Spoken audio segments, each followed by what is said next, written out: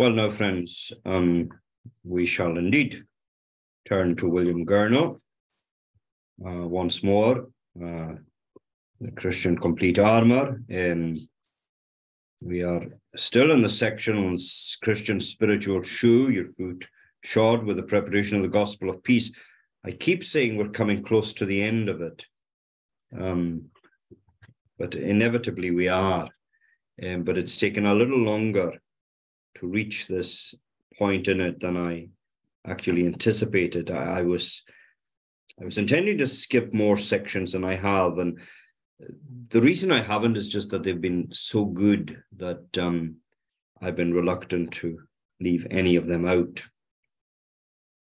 Well, this section is where he's dealing with reasons why the Christian must be ready for trials, and we've spent 2 Saturday evenings on this section now. First of all, Christ commends this frame of spirit, this readiness for trial. We looked at that 2 Saturdays back, and we focused on Luke 9:23. If any man will follow me, will come after me, let him take up his cross and follow me. Let us take up his cross daily and follow me. So Christ commends this frame of spirit. Then last time we saw that Christ also demands this frame of spirit. He doesn't just commend it, he demands it. And no, I'm sorry. Don't know where demand came from. What I meant to say was deserved. He deserves this frame of spirit. Christ deserves this frame of spirit. He gave 3 reasons why he deserved it. First of all, he endured sorrow for us. He endured sorrow for us, and far greater sorrow than any of us will ever endure. Secondly, he cares for those who do suffer. He has promised to do so. And thirdly, he also gives consolation in the sufferings. And so he commends it, and he deserves it. We come tonight then to a new section where he's dealing with further reasons. And the third reason that he gives is that this readiness of heart to face whatever trials might come our way is an evidence of a heart that is full of grace. It's an evidence of a heart that is full of grace. A gracious spirit, says Gurnall, is an excellent spirit and is quite different to the natural inclination of the unregenerate, sinful heart. Flesh and blood, says Gurnall, have never made anyone willing to suffer either for God or from God.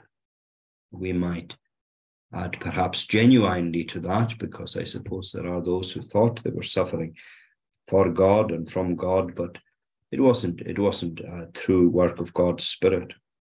But the person who can do this in a proper fashion is a person who has another spirit. Now, if you remember our reading a moment ago, you might realize that Gurnall has borrowed that phrase, other spirit, from our reading in Numbers 14. There, Caleb was described as having another spirit, which proved Caleb to be of higher stock than the men of this world. A carnal heart, says Gurnall, can never suffer freely. And again, Luther said that man's will is no more free than it is made free by grace. Now, the more flesh there is in a Christian, the more of this world, the more clumsy he is about coming to God's feet. And when there is nothing but flesh, there is nothing but unwillingness to motivate him. But the man who finds his heart gladly warmed at God's command can be sure who has been at work, This is a line which nobody except God himself can draw in the soul. And he gives an illustration of this from the book of Exodus. You remember the Egyptians, when they were sent out to slaughter the infants, reported that their task was being made more difficult because the Israelite women were so lively that they brought forth their babies before the midwives could get there to assist them. And truly then, says Gurnall, a lively heart of grace is ready to do anything God calls on it to do. The performance of duty does not require the midwifery of lesser arguments and persuasion. The performance of duty does not require the midwifery of lesser arguments and persuasions. The gracious heart has already exercised itself in pure love to God, obedience to his voice, and faith in the surety of his promise so continuously that even a work that is stressful to the flesh is not grievous to the spirit. It looks upward and it stands ready to say, nevertheless, not as I will, but as thou wilt, quoting there, of course, from the Lord in Matthew 26:39. The apostle tells us that surrender to God's afflicting hand is an exhibition, a sign of a son spirit within, the spirit of the child of God. If you endure chastening, God dealeth with you as with sons, Hebrews 12:6.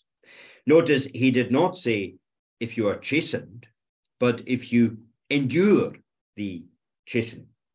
Naked sufferings never proves anything. It certainly doesn't prove sonship. But to endure it, and to endure it with a full supply of courage, with the shoulder ready to carry it patiently, and with the expectation of future reward, these things do show a childlike spirit. And the assurance which comes is especially soothing when,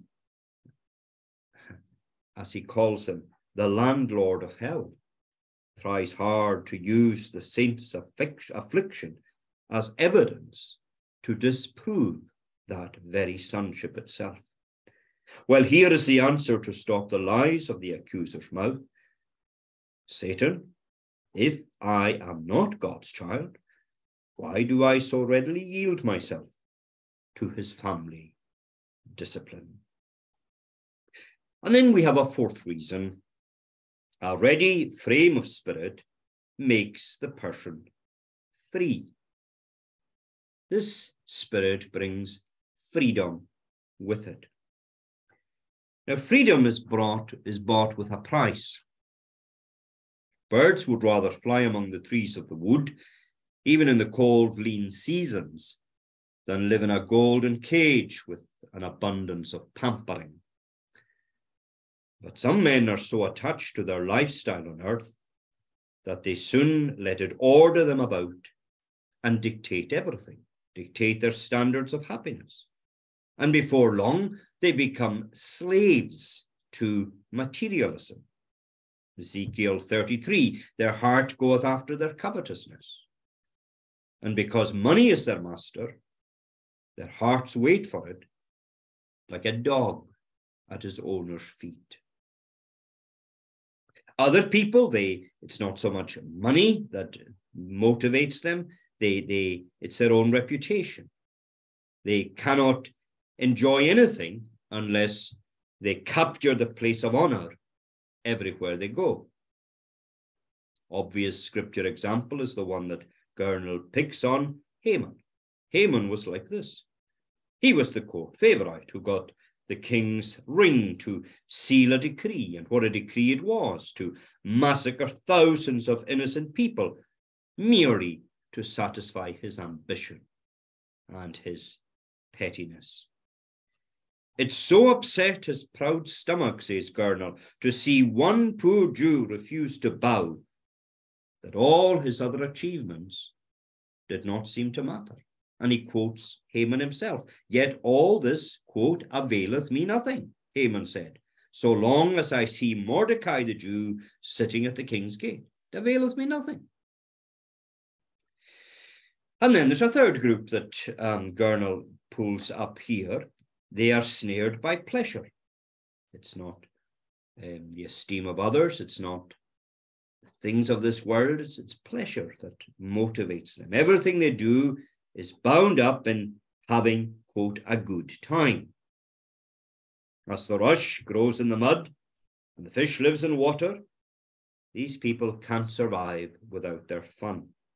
If you separate them from entertainment and sports, whatever it might be, their hearts, like navels, die like a stone inside their breast. Now, where's he going with all of this? Well, he then tells us the freedom of spirit we are talking about breaks all these chains and brings the Christian out of these different types of bondage. It teaches him to accept whatever God sends his way, be it much or be it little, be it popularity or unpopularity, be the road easy or be the road difficult. He is taught by the Spirit to accept whatever God sends.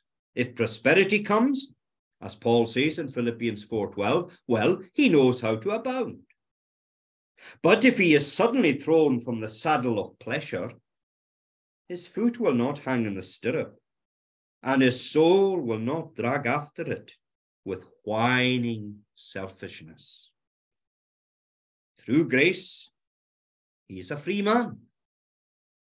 He can do without all created things, as long as he has the Lord's company and blessing. Paul himself stood on this liberty that comes only from the indwelling Spirit. You remember 1 Corinthians 6, all things are lawful unto me. But he says, I will not be brought under the power of any. Paul demonstrated, not only in words, but in hard reality, that he was indifferent to the things of this life. Honor or dishonor, abundance or need, life or death. He was persuaded that a servant of Christ shouldn't be so in love with affluence that he wouldn't welcome need, nor be so close to the earthly life that he runs away from every thought of death.